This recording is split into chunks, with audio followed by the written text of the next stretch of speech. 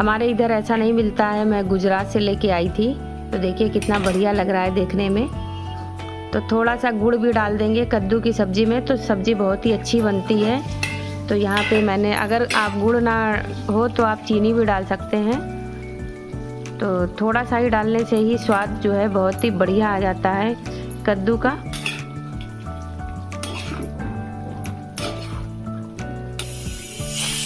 और देखिए चावल भी हो गया है। और गर्मी हो रही है तो बहुत प्यास भी लग रही है, तो चलिए पानी पी लेते हैं आराम से चल के बैठ के, जब तक इधर सब्जी भी बन जाएगी और चावल बन ही गया है। दाल अब छौंकनी है और रोटियां सेकनी है।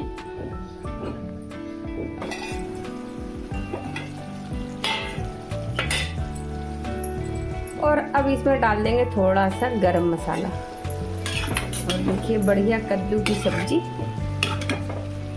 बन गई।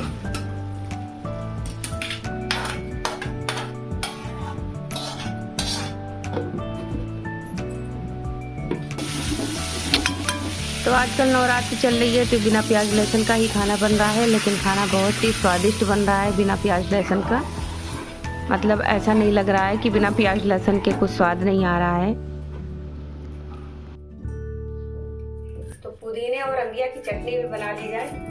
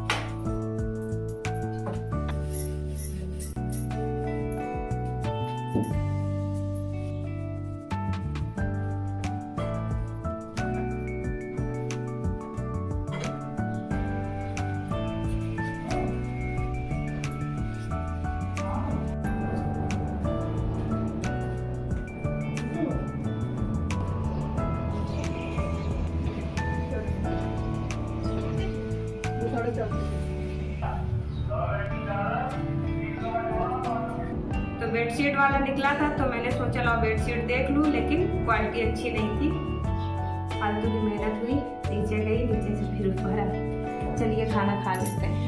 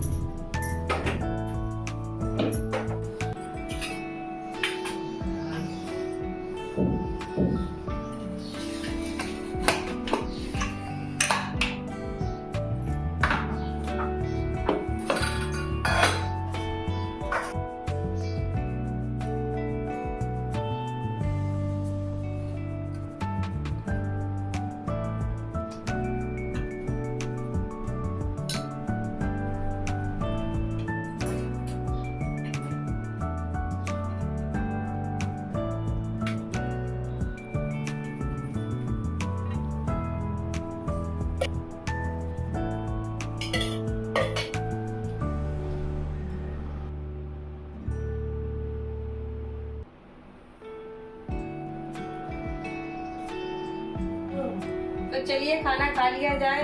आप लोग भी आ जाइए खाना खाने के लिए।